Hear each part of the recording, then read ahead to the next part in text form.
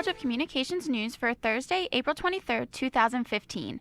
I'm Gabby Santalaquido. Topping our news, synthetic marijuana is the cause of many hospitalizations today in eastern Pennsylvania. Lehigh Valley hospitals have seen more than a dozen adolescent patients affected by synthetic marijuana overdoses in less than a week. District Attorney of Indiana County says today a former Pennsylvania teacher is now a 15-year Megan's Law offender after pleading guilty to misdemeanor sex charges.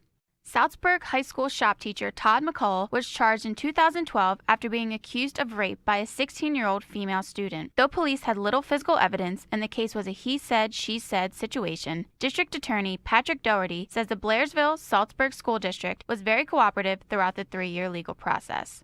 They've provided numerous documents of what they had done and what they had observed prior to the criminal charges being filed. They worked very closely with the state police and with my office. Doherty says McCall will be sentenced in July and he will not object to probation based on the Pennsylvania Standard Sentencing Guidelines. In Indiana County, we do not do what is called sentencing bargain. It's totally up to the discretion of the judge. As long as it's within the standard range, I won't object to it. Police say, as well as rape, McCall also asked to see the female's breasts and exposed himself. Fans of Sabra hummus won't find the snack on shelves today due to a recent recall. The hummus has possible listeria contamination.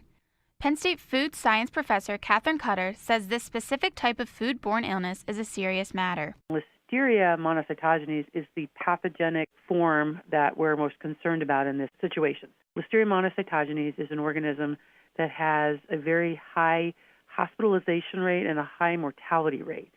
Sabra is the second company recalling a product this week due to a listeria outbreak. On Tuesday, Bluebell Creamery's banana pudding ice cream was also recalled. Between both Kansas and Texas, there have been 8 reported listeria illnesses, with 3 resulting in death. There are currently no reported listeria illnesses connected to Sabra hummus. We'll have more news right after the break.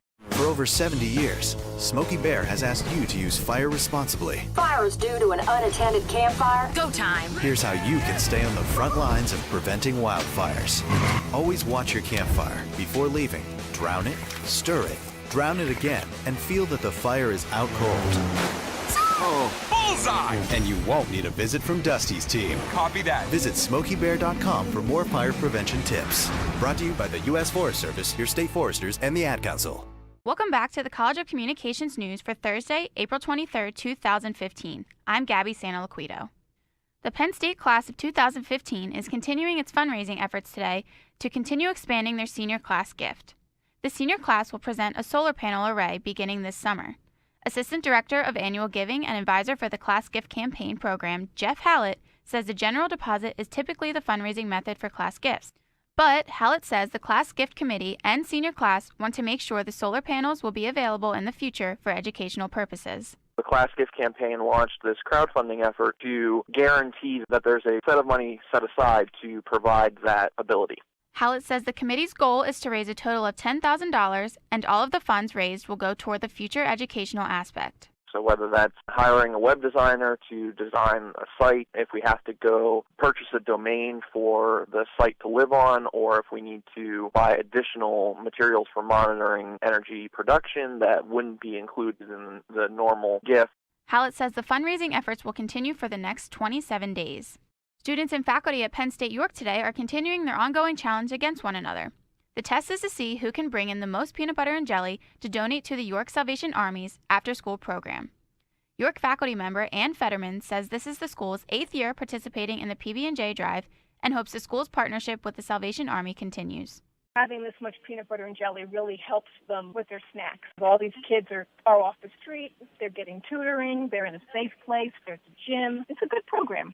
Once the baseball team decided to begin challenging the staff, Fetterman says the Black Student Union joined them. Penn State York raised more than 600 pounds of peanut butter and jelly last year, and Fetterman says she predicts an even larger turnout this year.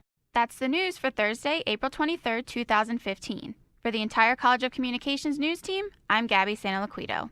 Have a good day.